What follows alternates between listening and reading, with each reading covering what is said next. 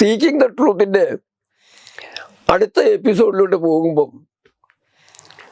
ചിലവരെ സംബന്ധിക്കുന്ന സത്യം അറിയുന്നത് എത്ര ദുഷ്കരമാണെന്ന് വ്യക്തമാവുകയാണ്. ചിലർക്ക് പ്രിവിലേജ് ക്ലാസ്സാണ്. ഞങ്ങൾക്കൊക്കെ എന്തൊക്കെയോ പ്രത്യേക അവകാശം ഉണ്ടെന്ന് കരുതുന്ന ഇന്ത്യൻ രാഷ്ട്രീയത്തിലെ ഉപരികുലജാതരായ ചില വ്യക്തികൾ, അവരുടെയൊക്കെ ധാരണ അവരെ സംബന്ധിച്ച് ചോദ്യങ്ങൾ പാടില്ല, അവരുടെ ഇന്നലകൾ ചോദിക്കാൻ പാടില്ല, ഇന്നിനെക്കുറിച്ചും ചോദിക്കാൻ പാടില്ല, നാളെ എന്താ ചെയ്യാൻ പോകുന്നൊന്നും ചോദിക്കാൻ പാടില്ല. ആ അഹങ്കാര ഭാവത്തിൻ്റെ മൂർത്തിമത് ഭാവങ്ങളാണ് സോണിയയും രാഹുലും ഒക്കെ അടങ്ങുന്ന സോക്കോൾഡ് ഗാന്ധി കുടുംബം. ഞാൻ പറഞ്ഞു വരുന്നത്, ഭാരതത്തിൻ്റെ ലോകസഭയിൽ ബജറ്റിനെ കുറിച്ച് ചർച്ച ചെയ്യാൻ വേണ്ടി ലോകസഭാ സ്പീക്കറെ പോലും മാനിക്കാത്ത രീതിയിൽ കൈ രണ്ടും പാൻസിൻ്റെ പോക്കറ്റിൽ വിട്ട് ടീഷർട്ടും ഒക്കെ ഇട്ട് അഹങ്കാരത്തിൻ്റെ ശരീരഭാഷയുമായി കടന്നു വന്ന രാഹുൽ ഗാന്ധിയുടെ ബജറ്റുമായി ഒരു ബന്ധവുമില്ലാത്ത പ്രഭാഷണം, അതിനെ ആര് പൊളിച്ചടുക്കും എന്ന സാധാരണ ഭാരതീയൻ നോക്കിയിരുന്നപ്പോഴാണ് സ്വാഭാവികമായും പ്രധാനമന്ത്രി നരേന്ദ്രമോദി ബജറ്റ് പ്രഭാഷണത്തിന് മറുപടി പറയാൻ സാധ്യതയില്ല. നിർമ്മല സീതാരാമനാണെങ്കിൽ ബജറ്റുമായി ബന്ധപ്പെട്ട ഉയർന്ന വിഷയങ്ങളെക്കുറിച്ച് എല്ലാം കൃത്യമായി മറുപടി പറയണം. അപ്പം മറുപടി ഉണ്ടാവില്ലേ, ഇതിനെ അവഗണിക്കുമോ എന്നൊരു സംശയം പോലും ഒരുപക്ഷെ ആളുകളിൽ ഉണ്ടായി. അവിടെയാണ് ഭാരത രാഷ്ട്രീയത്തിലെ, ഇന്ത്യൻ പാർലമെന്റിലെ ഉയരുന്ന താരമെന്ന് ഒരു മറുപടിയും ഒരു മടിയും കൂടാതെ പറയാൻ കഴിയുന്ന അനുരാഗ് ഠാക്കൂർ എന്ന മുൻ സാമ്പത്തികകാര്യ മന്ത്രി രംഗത്തേക്ക് എത്തിയത്. അനുരാഗിന്റെ പ്രഭാഷണം ഒരൊന്നൊന്നര പ്രഭാഷണമായിരുന്നു. രാഹുൽ ഗാന്ധി പറഞ്ഞതിനും ചോദിച്ചതിനുമെല്ലാം അർഹിക്കുന്ന രീതിയിൽ കൃത്യമായ മറുപടി അർഹിക്കുന്ന ഭാഷയിൽ കൊടുത്ത രാഹുലിനെ ഒരർത്ഥത്തിൽ പറഞ്ഞാൽ ചവിട്ടിക്കൂട്ടി, ഉരുട്ടിക്കൂട്ടി ചവറ്റുകുട്ടയിലേക്ക് എറിയുകയാണ് അനുരാഗ് ഠാക്കൂർ ചെയ്തത്. അദ്ദേഹം ചോദിച്ചു തുടങ്ങി ഇങ്ങനെയാണ്. രാഹുൽ സംസാരിച്ചപ്പോഴേ പറഞ്ഞു, ഇതിനു മുമ്പത്തെ ഒരു സെഷനിൽ, ഈ 18ാം ലോക്സഭയുടെ ആദ്യ സെഷനിൽ ഹിന്ദുമതത്തെക്കുറിച്ച് എന്തൊക്കെയോ പറഞ്ഞു, അഭയമുദ്രയെക്കുറിച്ചൊക്കെ ഞാൻ എന്തൊക്കെയോ പറഞ്ഞു എന്ന് പറഞ്ഞ് തുടങ്ങി വെച്ചത്. എന്നിട്ട് ഹിന്ദുമത ഗ്രന്ഥങ്ങളുമായി ബന്ധപ്പെട്ട ചക്രവ്യൂഹത്തെയൊക്കെ എടുത്തിട്ടിട്ട് നരേന്ദ്രമോദിയെയും രാഷ്ട്രീയ സ്വയംസേവക സംഘത്തിൻ്റെ സർസംഘചാലകൻ ഡോക്ടർ മോഹൻജി ഭഗവത്തിനെയും ദേശീയ സുരക്ഷാ ഉദ്യോഗ തലവൻ അജിത് ഡോവലിനെയും ഒക്കെ പേര് ചേർത്ത് പറഞ്ഞുകൊണ്ട് ലോകസഭയിൽ ഒരിക്കലും പാടില്ലാത്ത രീതിയിൽ സംസാരം കൊണ്ടുപോയതിന് അനുരാഗ് ഠാക്കൂർ കൊടുത്ത മറുപടിയുടെ ആ ശക്തി ശരിക്കും ആദ്യം തന്നെ രാഹുലിൻ്റെ എല്ലാ വാദഗതികളുടെയും ശിരസ് പിളർത്തി എന്നുള്ളത് ഏറ്റവും ആനന്ദദായകമായ അനുഭവമായിട്ട് മാറി. എന്നും ഓർത്തു വെക്കാനുള്ള അനുഭവം.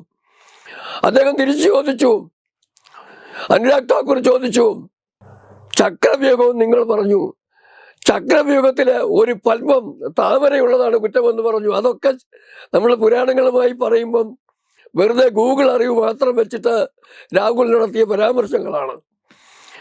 മറുപടിയിൽ ആദ്യം ചോദിച്ച ചോദ്യം, പത്മം താമര എന്ന് പറഞ്ഞാൽ അതിന് രാജീവം എന്നൊരർത്ഥമുണ്ടോ എന്ന് അറിയാമോ, അർത്ഥമുണ്ടെന്ന് അറിയാമോ എന്ന് തിരിച്ചു ചോദിച്ചു.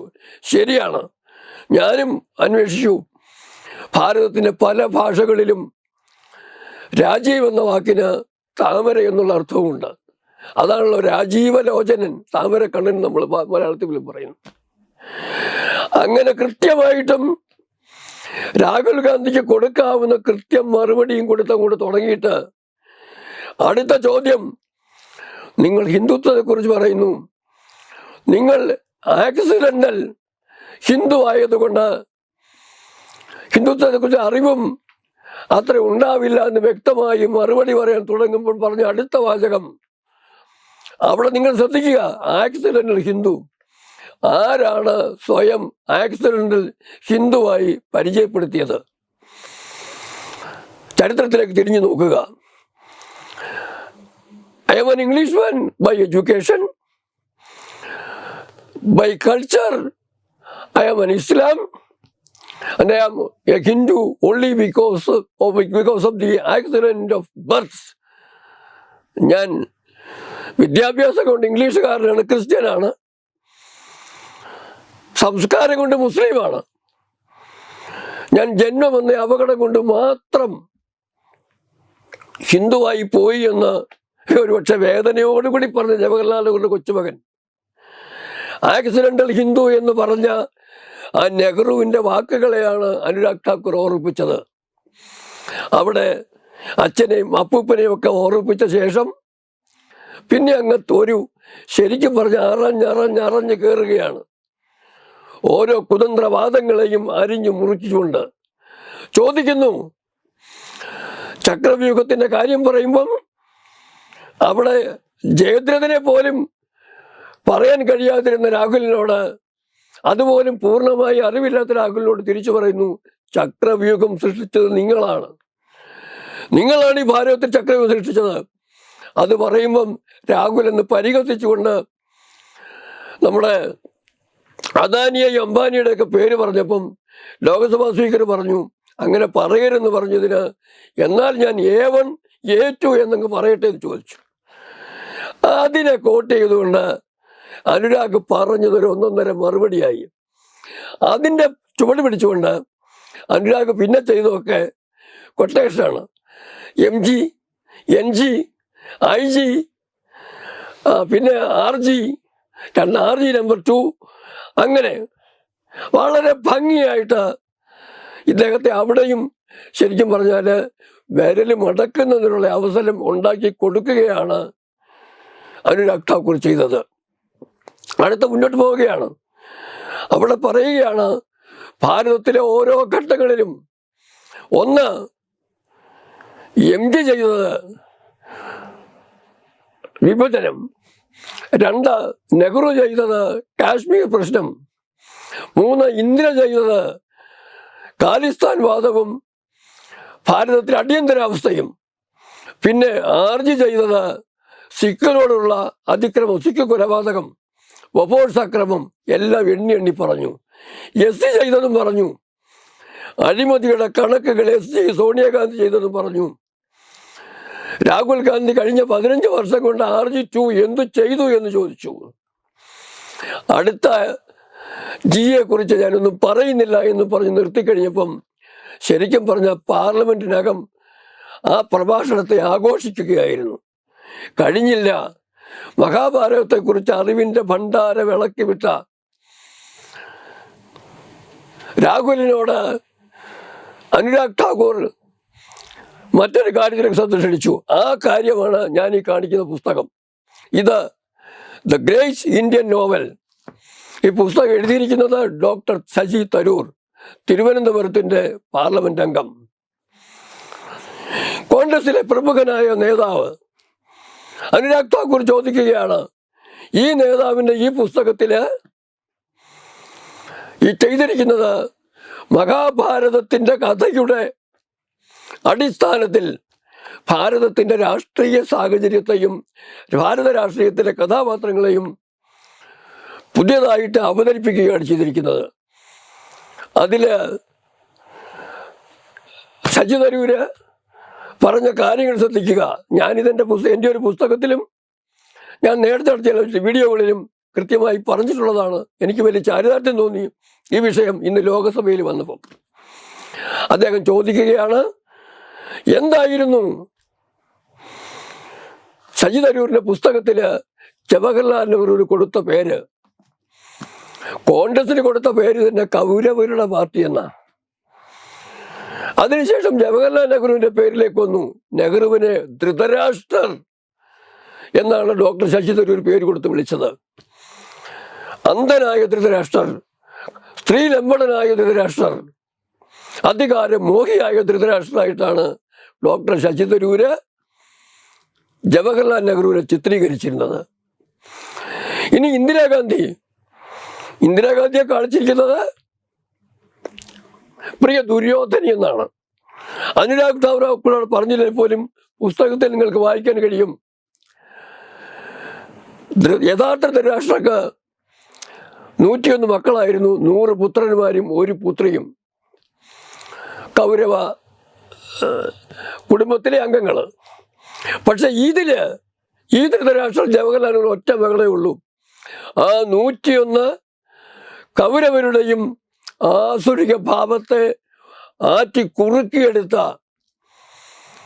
ആസുരിക ഭാവത്തിന്റെ പ്രതീകമായ ഇന്ദിരാഗാന്ധി പ്രിയ ദുര്യോധനി എന്നാണ് പേരിട്ടിരുന്നത്. ഇത് അനുരാഗ് ഠാക്കൂർ ഓർമ്മിച്ചു.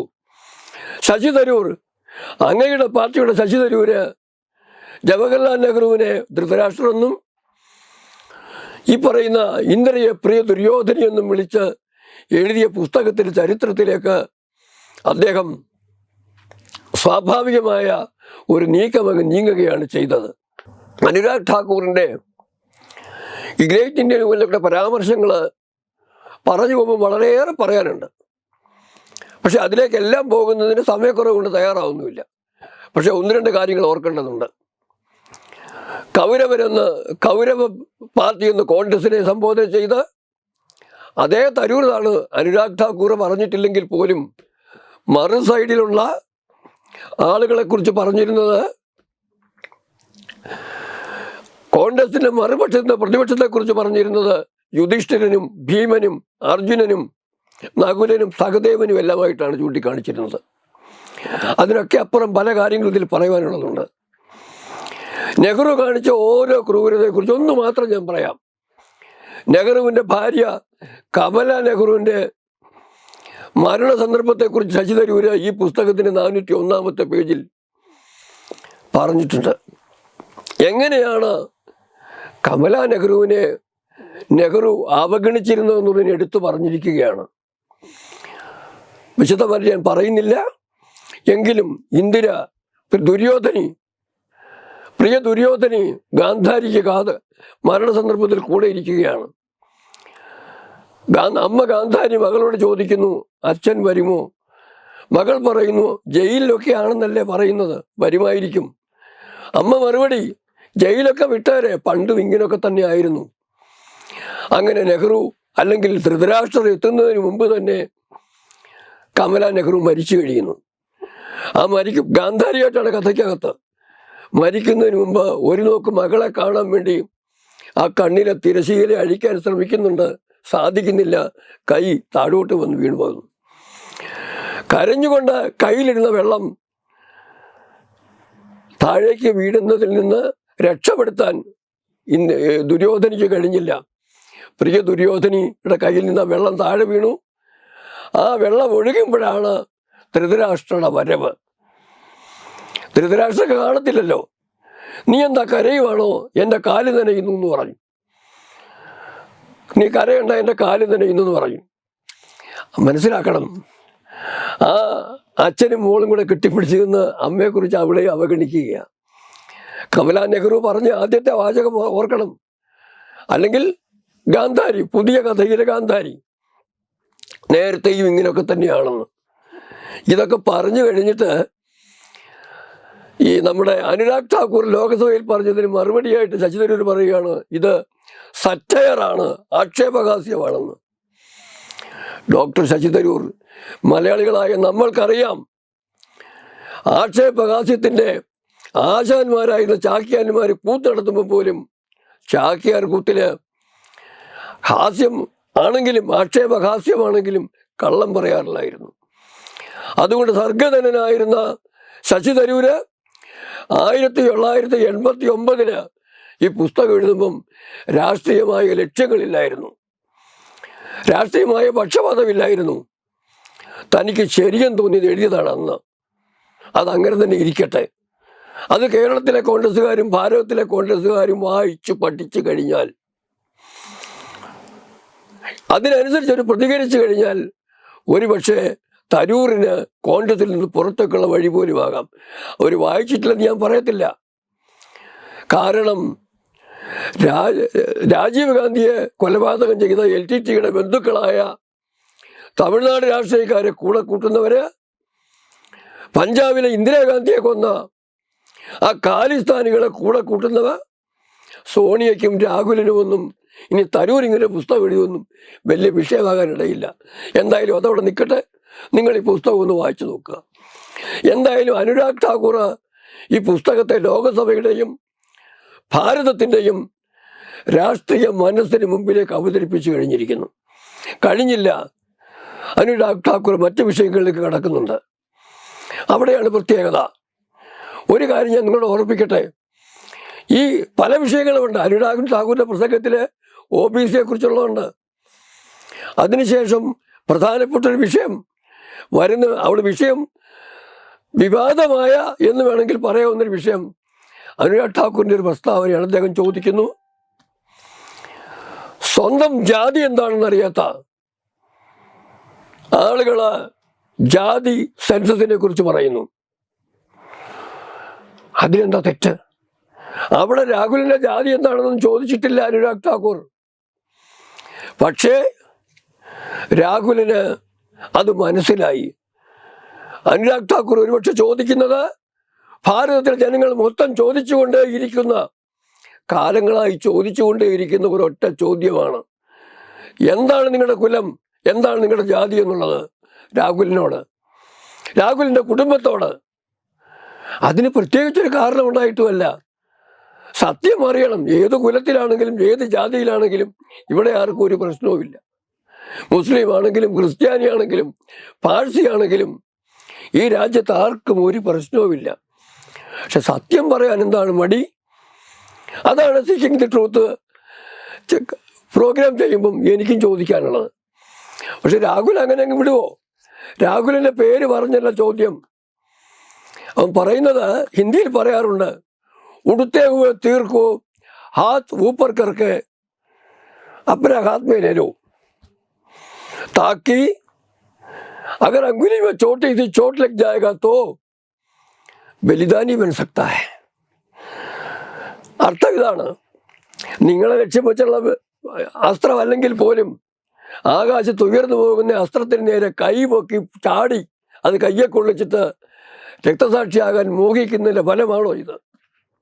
ഇവിടെ ഒരു കാര്യം മനസ്സിലാക്കണം, ജാതി ഈ രാജ്യത്ത് ഉണ്ടാവരുത്, ജാതി വ്യത്യാസം ഇല്ലാതാവണം.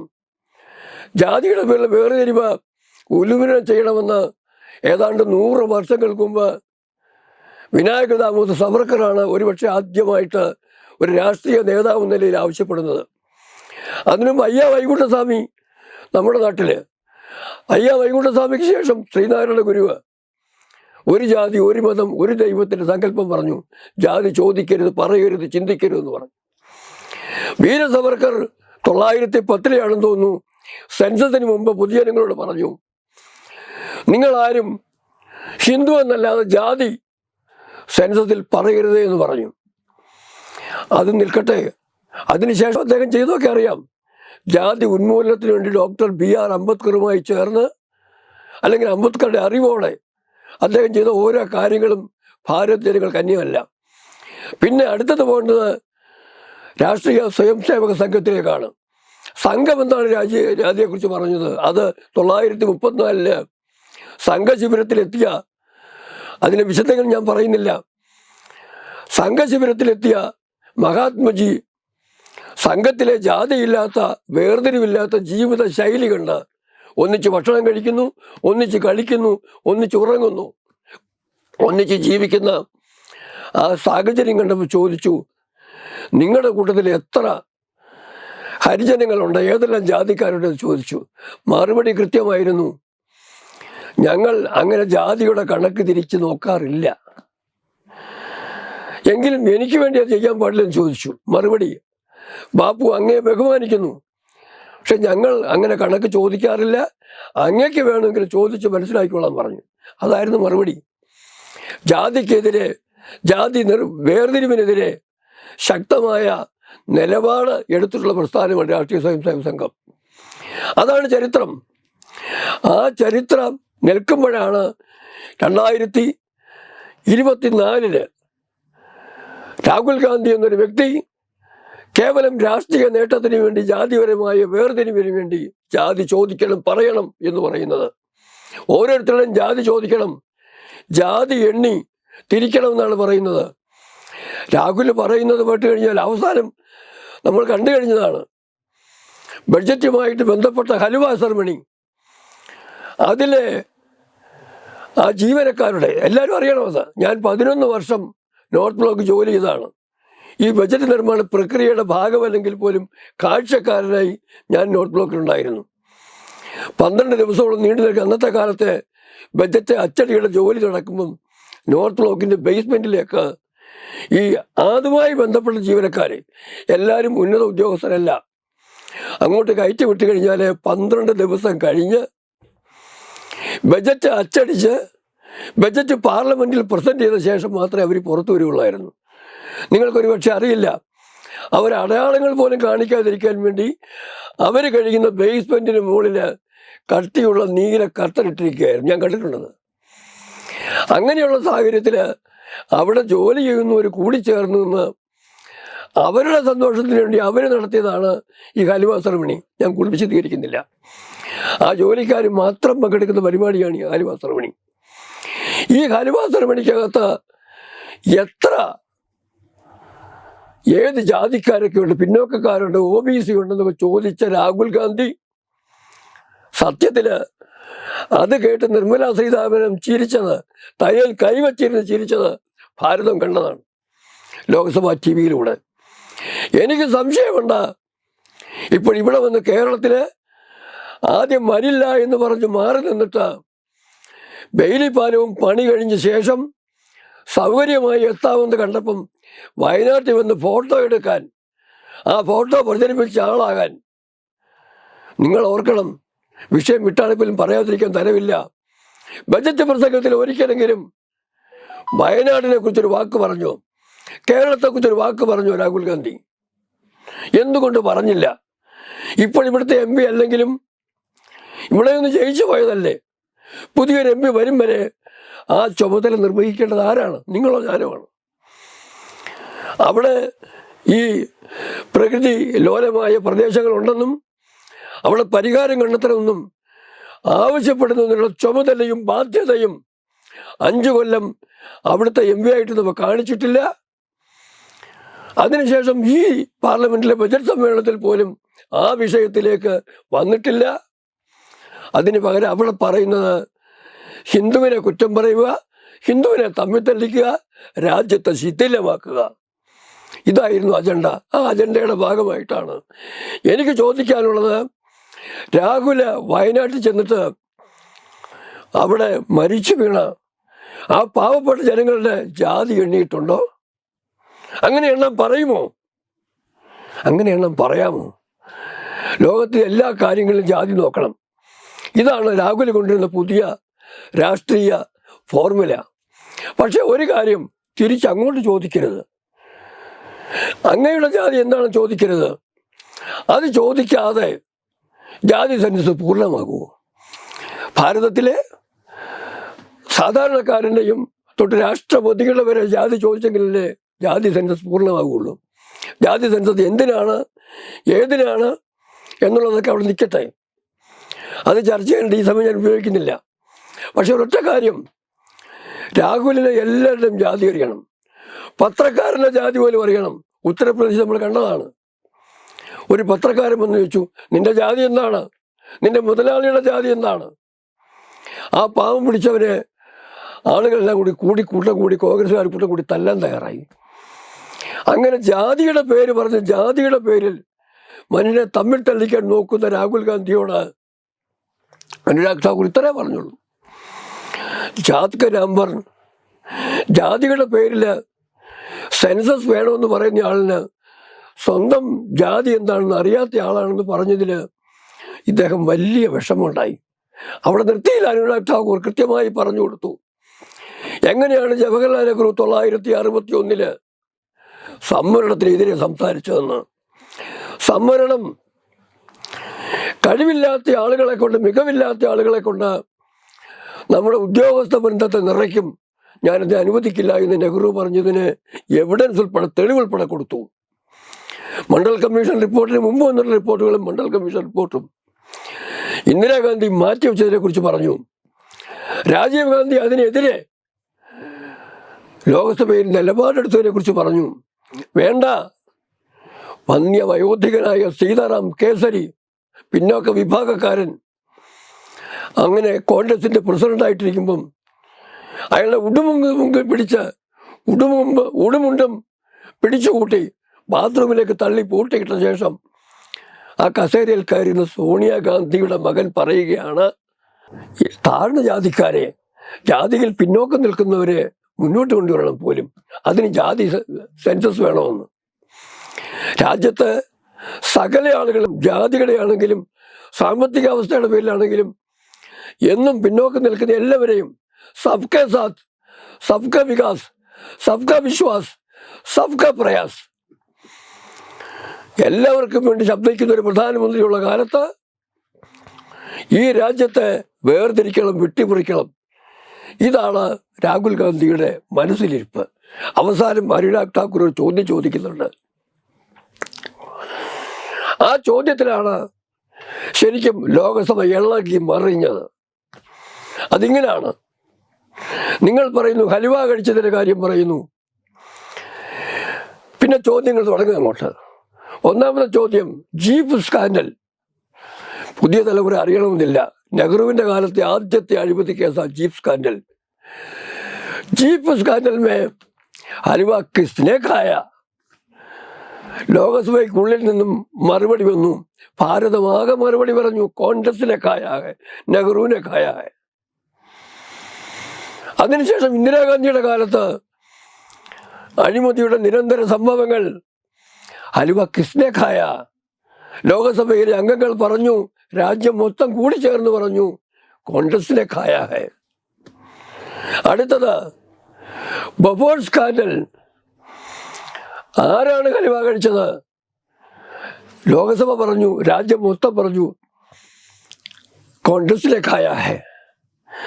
അടുത്തത് സോണിയയുടെ കാലത്തെ അനവധി അഴിമതി കഥകൾ. ആരാണ് ഹലുവ കഴിച്ചതെന്ന് ചോദിച്ചു, രാജ്യം മറുപടി പറഞ്ഞു, കോൺഗ്രസിലെ ഖായാകെ. അടുത്ത ചോദ്യം, രാഹുൽ, പിന്നീടുള്ള കാലത്തെ കുറിച്ച് ഞാൻ പറയണമോ? ഒരു ചോദ്യം മാത്രം, ഹലുവ കട്ടാഹെ യാ മീഠാഹെ? രാഹുൽ പറയൂ, ഹലുവ മധുരമുള്ളതാണോ, കഴിക്കുന്നതാണോ, അല്ലെങ്കിൽ പുളിയുള്ളതാണോ എന്ന് പറയാൻ പറഞ്ഞപ്പം ലോകസഭ തിരമ്പുകയായിരുന്നു. ഭാരതം അത് കേട്ട രാഹുലിനേക്ക് വിരൽ ചൂണ്ടുകയായിരുന്നു. ഒരേ ഒരു ലക്ഷ്യം മാത്രം വെച്ചിട്ട് ഭാരതത്തിലെ ഹിന്ദുവിനെ ഭിന്നിപ്പിക്കുക എന്നും ന്യൂനപക്ഷങ്ങളെ ഒന്നിപ്പിക്കാമെന്നും പറഞ്ഞ് ജോർജ് സൊറോസിൻ്റെയും അങ്കിൾ ഷാമിൻ്റെയും തിട്ടൂരം വാങ്ങിച്ച ഭാരതത്തെ വിഭജിക്കുന്നതിനുള്ള ടുക്കുടെ നമ്മൾ കേട്ടിട്ടില്ലേ, ആക്കി മാറ്റുന്നതിനുള്ള അജണ്ടയുമായി ഭാരതത്തിൻ്റെ നശീകരണത്തിന് ഇറങ്ങിത്തിച്ച രാഹുലിന് കൊടുക്കേണ്ട മറുപടി അനുരാഗ് ഠാക്കൂർ കൊടുത്തു കഴിഞ്ഞപ്പം ഇന്ത്യൻ ലോകസഭ ഇളകി മറിയുകയായിരുന്നു. ഭാരതത്തിലെ ജനങ്ങൾ ആനന്ദ തുന്തിലരാകുകയായിരുന്നു. രാഹുലിന് മറുപടി കിട്ടി, ചോദിച്ചു വാങ്ങി എന്ന് പറയുന്നതാണ് ശരി. വെറുതെ വീണ്ടും ഒരു പക്ഷേ രാഹുൽ കരുതിയിട്ടുണ്ടാവും, സ്മൃതി ഇറാനിയെപ്പോലുള്ള ആ വാഗ്വിലാസമുള്ള നേതാക്കളുടെ അഭാവത്തിൽ ലോകസഭയിലെ BJPയിൽ നിന്ന് മറുപടി വരില്ലെന്ന്.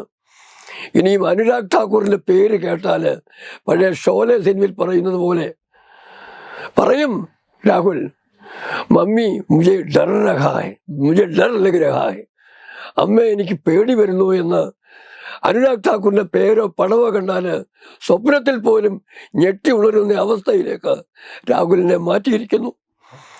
ഭാരതം സുരക്ഷിതമാണ്, ഭാരതത്തിന് പ്രതീക്ഷിക്കാൻ വഴിയുണ്ട്. ഭാരതത്തിൻ്റെ ജനാധിപത്യം ഇത് വീണ്ടും ശക്തമായി മുന്നോട്ട് പോകും. അക്കാര്യമാണ് സത്യം അന്വേഷിച്ച് ചെല്ലുമ്പം നമുക്ക് വ്യക്തമാകുന്നത്.